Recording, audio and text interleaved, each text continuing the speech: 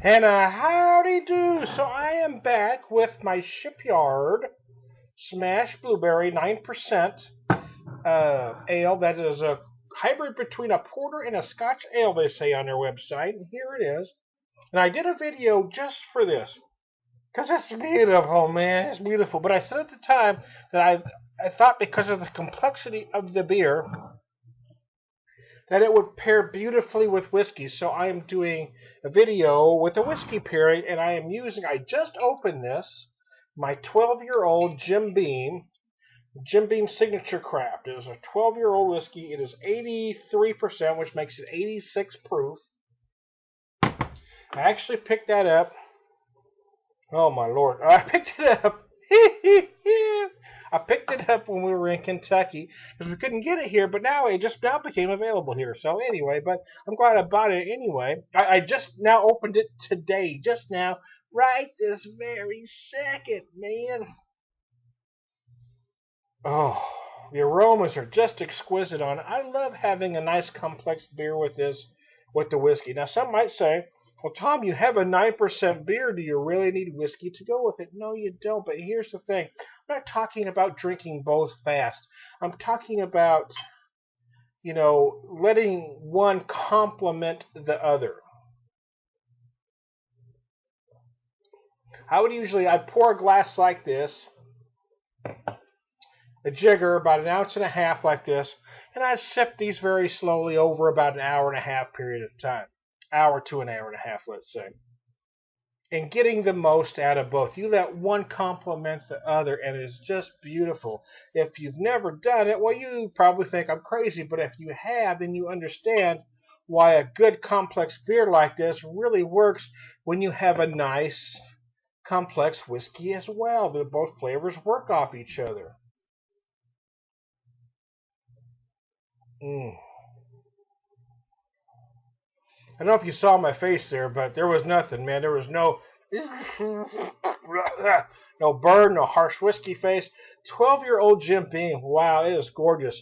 Jim Beam has made small batch whiskeys using other names for decades actually, but they've just started really putting together world-class whiskeys using their own name, and I'm glad they have. This is their 12-year-old, and it is just freaking amazing. I just read where they're going to do a single barrel in March, and I'm glad they're doing this. This is a very nice whiskey.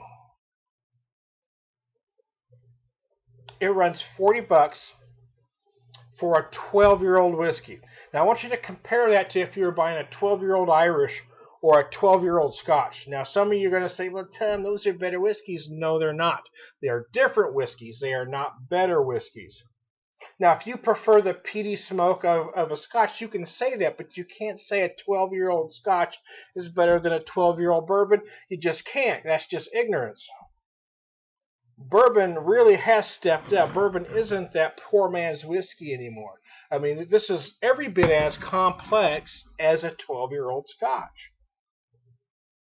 And I could argue that it is even bolder. The flavors are bigger and bolder. Now you can argue that the Scotch is more distinctive, but you can't say that you can't say that the Scotch has a bolder flavor because it do not, man. It do not.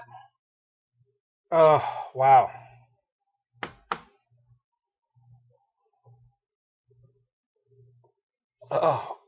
The Shipyard Blueberry is beautiful.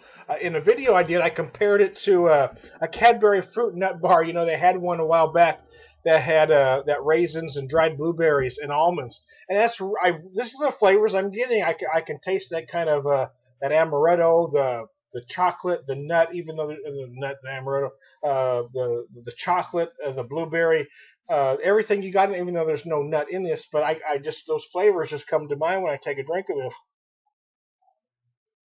Oh, it's just beautiful. And because this whiskey, this beautiful 12-year-old bourbon, has this big oak, vanilla, caramel going on, it just pairs incredibly well. I mean, this is dessert, man. Have a piece of pie if you want, but baby, there is no better dessert than what I got going in these two glasses. I shit you not.